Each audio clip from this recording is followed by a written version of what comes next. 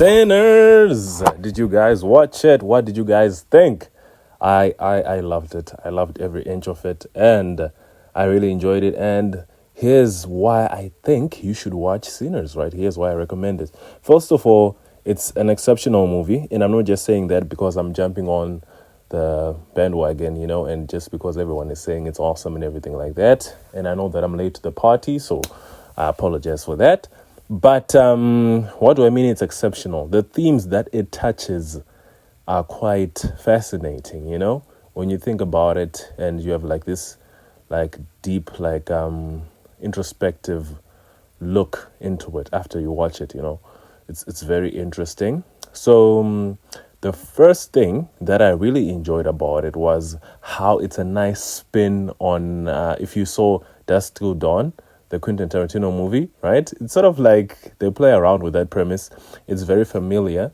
And hey, like they say, right, imitation is the best form of flattery. And not in this case, we could not say imitation as such, but you can see that Coogler has these influences, right? And they seep into his work.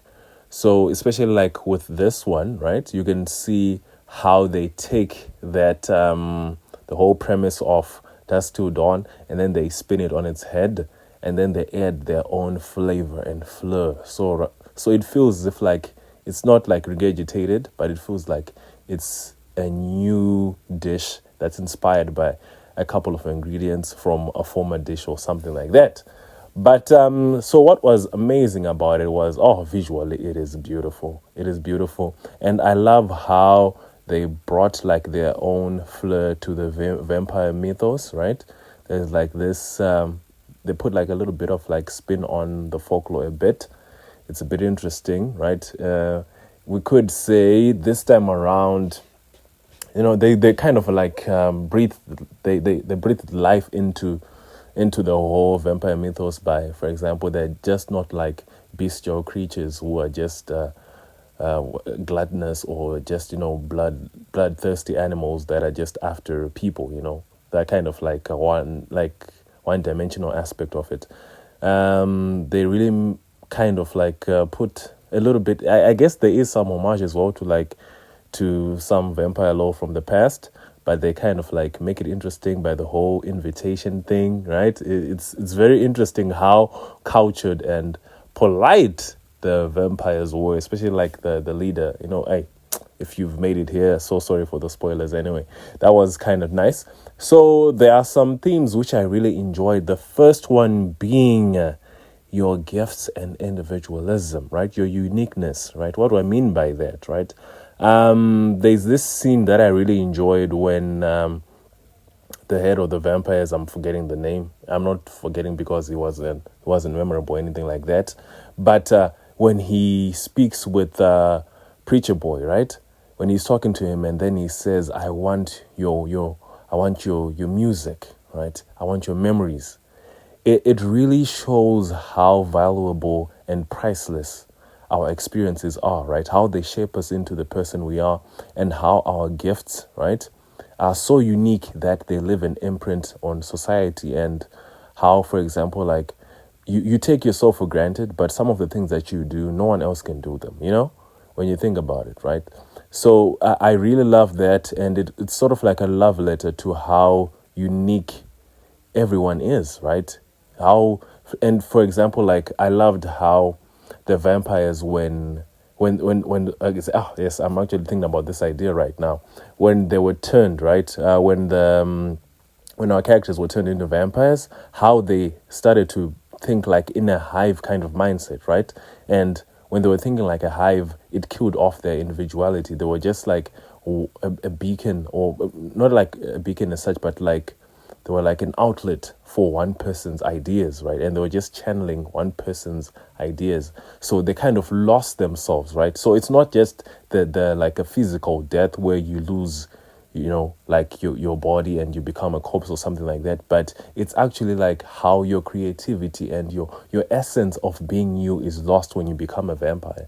So that was very interesting to watch. And it speaks to how, for example, like you have to live your own life and you have to be your own person, right? And how when you try to conform, somehow you lose that essence as well, when you think about it. So I love the figurative like expression, or what can I say, like the metaphor of what those vampires and what vampirism means, It was very interesting. And I also loved how the second one, what was yes, about music and spirituality, right? And how music is like a gateway to, and how it breaks the spiritual into the spiritual realm, and how it levitates and it grants you this like altered consciousness, right, where you can actually have like this out of body experience. And connecting with my culture, like with African traditional religion, right?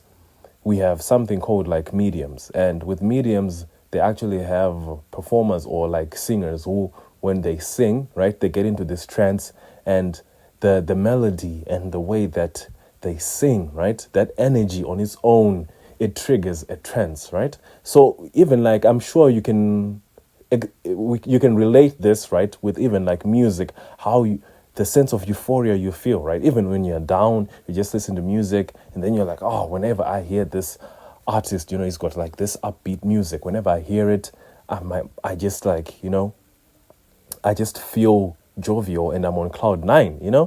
It speaks like to our soul, and on a deeper level that we could never understand. I love that essence of that aspect of how music is connected to us and what it means, and how it is just a gift that we can't even comprehend where it's coming from. When you think about it, if you look like with what can I say, with Christian, like as in Christianity, right?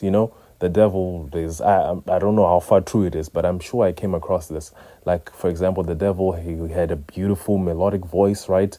And he would sing and he would ensnare people. He would charm, right, people by mesmerizing them with his voice and everything. So music is just this profound gift, which is just, it is just magical. I love that aspect as well. And then the third point that I wanted to highlight as well was the notion of fending vices. What does that mean, right? It means, for example, the moment when you let something in, right? For example, if you are, let's say, if you start doing drugs, right? You just say like, oh, let me just try it, right?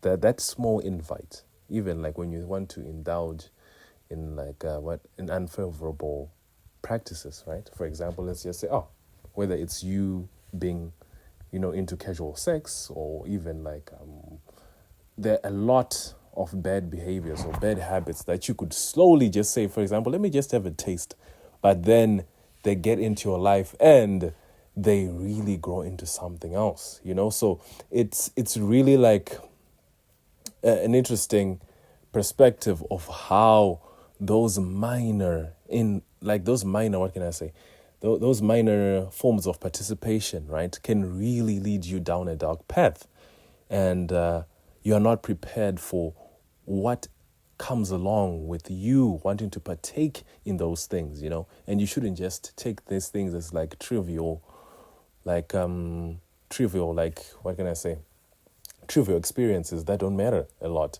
but they can really alter your life and change it into something else. Like you see with this, with the vampires, like, they're saying like, oh yes, if you let us in, you have to be polite and everything else. And when you let them in, they're under the guise like, oh, it's just a person, but you don't know what's inside as well. So it really is it's quite fascinating, even like when it comes to other people as well. You don't know the people that you're connecting with. And I think sometimes our intuition, it warns us, for example, like, okay, this person, I'm not sure, but I guess we're just like, we overwrite that, and then we're like, from a logical perspective, it doesn't make sense. Let me just interact with this person. But then that person could be your demise, So, guys, besides that, I know that was a bit long, but thank you so much for watching, you guys. And what did you enjoy about Sinners? Tell me more Do you enjoy my videos? What do you like about my videos? And stay awesome, you guys.